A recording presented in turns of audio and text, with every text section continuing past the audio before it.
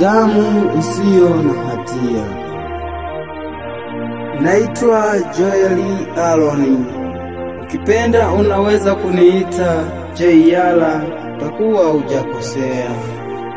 Kwa machozi na huzuni kuu naandika waraka huu, kuomboleza, kushuhudia na kuikumbuka damu isiyo na hatia.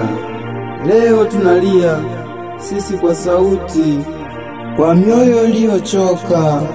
Tunalilia vichanga visivyojua dhambi, watoto waliouliwa kabla ya ndoto zao kuchanua, wanawake waliolilia haki zao hadi pumzi ya mwisho, vijana waliodhulumiwa kwa sababu ya ukweli wao, na wazee waliokufa bila kusikilizwa.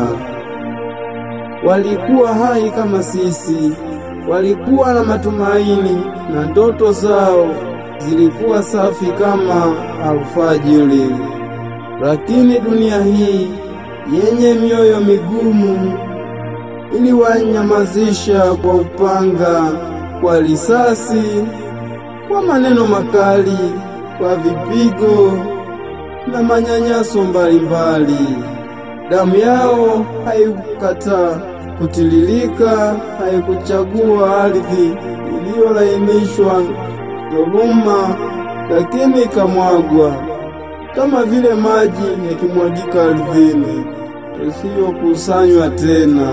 Tunawaomba msamaha kwa niaba ya kizazi hiki, kizazi kilichonyamaza wakati kilipaswa kulia, kilichotazama wakati kilipaswa kuingilia kati.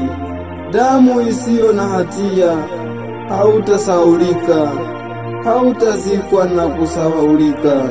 Kama kivuli utazidi kuzungumza kupitia nyimbo, machozi na mioyo ya wote waliobaki. Leo tunainamisha vichwa vyetu chini, si kwa hofu wala sio kwa uoga, bali ni kukumbuka damu zilizomwagika, damu zisizo na hatia. Mungu tusaidie, Mungu zisaidie damu zisizo na hatia. Mungu zilaze roho za marehemu wote waliokatishwa ndoto zao. Makala hii imeandaliwa kwako na kuletwa kwako Joeli Aaron. Napatikana kwa namba za simu